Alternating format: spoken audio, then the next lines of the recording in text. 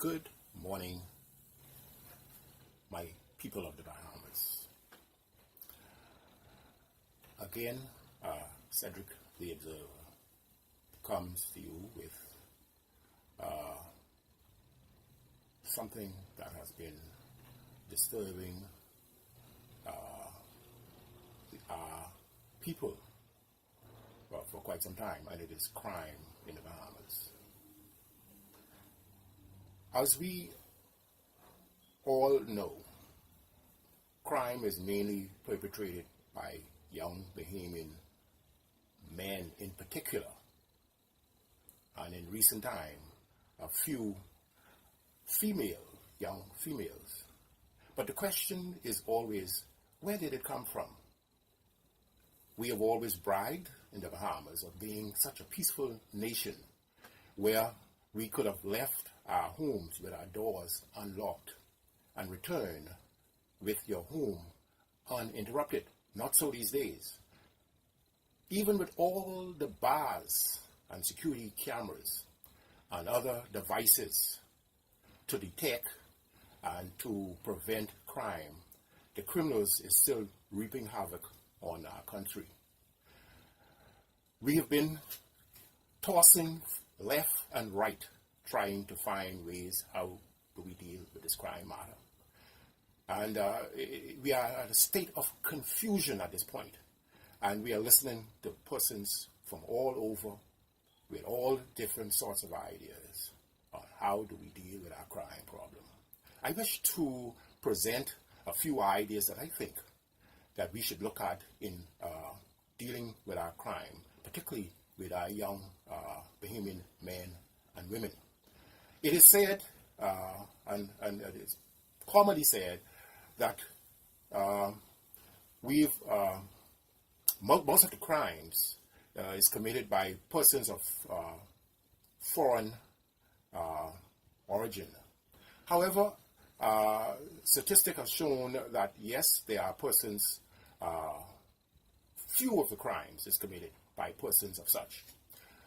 So we must now face reality and ask, how do we really deal with our young men and women that we've brought into this world and is now reaping havoc, so much so that many parents are afraid of their children and turn them to society where they are reaping havoc on society.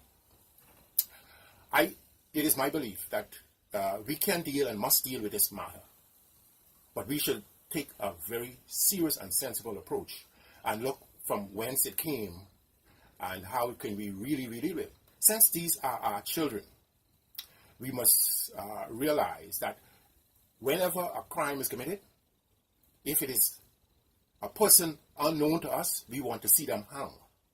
But if it's our friend or our relatives, as far as we're concerned, they didn't even commit the crime. So what we must do now, take a sensible approach. Look at dealing with this matter in a way that can be comforting to all. The young men today have entered into a life of crime. They are in gangs and groups and which they now identify as gang members and have committed crimes under these banners. At this particular point in their life, even if they want to go and walk on the straight and narrow, we have seen very many revengeful killing and executions. So what it means is if you are involved in crime, or one of the crime groups, it is very difficult to depart. Government today should begin to think of ways of encouraging persons to leave these groups by outlaying ways of how do they intend to assist them in the protection. Many of these young folks are ready to pull away from these groups, but they just are afraid of the repercussion of their group members. So one of the first things that we should look at is first encouraging these young men, letting them know that they are on a path of failure. and which will end up in either prison or death. We should give them a better alternative. We should say to them, and mean what we say, that we want to assist you all and create avenues for them to be able to share their concerns with them and assuring them of the protection of the state and to assist them. Persons who are already been involved with crimes should be assisted with good legal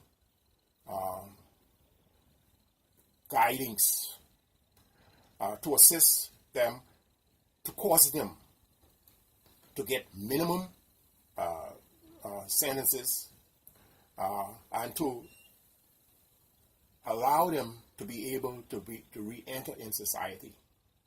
Yes, we can hang them all, but we will only want to hang them when it is a person that is unknown to us. But we as people, fathers and mothers, must realize that all persons that are involved in these heinous crimes, they are children of some parent. So therefore, we should do whatever we can to work with these kids, sit with them, create the avenues that they can come in a good, safe environment to speak about their involvement, where they would be given certain protections by the law and to be assisted legally in getting out of these dilemmas. If we fail to do that, the kids would continue doing what they're doing. Because as we learned back in the 60s, 70s, 80s, and thereabout, as this was developing, we then, through some research, young kids were looking for a parent figure, and these groups offered that. Some of them, the leaders of the group, they would even call them daddy. So they have all of their confidence and hope in these people. These people are assisting them, causing them to get nice cars and all that.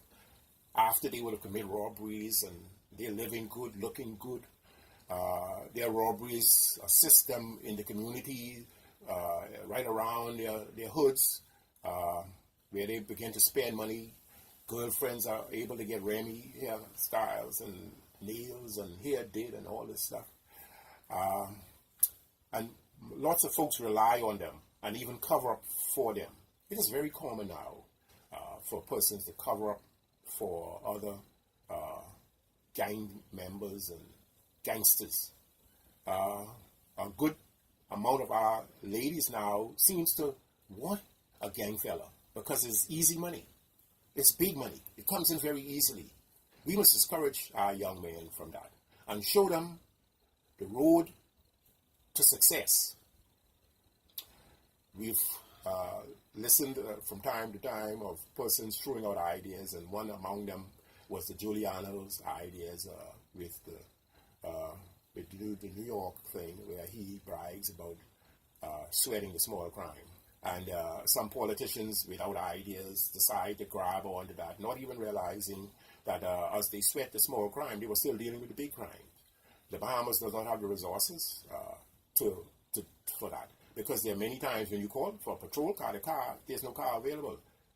But then in sweating these crimes, they seem to have 10 and 15 of the vehicles piled up in one area, say they're sweating crime, while crime is reaping havoc all through our country. That could not be the way to do it. We can't afford it. Okay? In an earlier broadcast, I mentioned that we are more concerned about dealing with the major crimes. There are too many major crimes. And until one of the key ones is corruption, and corruption from all levels. We have corrupt persons all levels. And until we are able to deal with those persons from the top, from the church, and politics, the police, the legal system corrupt. And until we are able to deal with that, see, these young persons who, they are watching these corrupt persons, their father, their mother, when they are involved in crimes, they resort to their parents who just go to one of their friends and they are off. While persons' lives have been taken and persons have been destroyed and been violated and items have been stolen, these corrupt parents who are in the corrupt systems get their children out. Their children just walk. Look at the person that they had committed the crime against, laugh. This is the reason why the only form of justice is street justice, and these people rely on that. There's so much more to say, but I should end now because time is gone. Cedric the Observer, pass this message on. It's very long, and by the time, if you get to this point in this message, I thank you. I'm gone.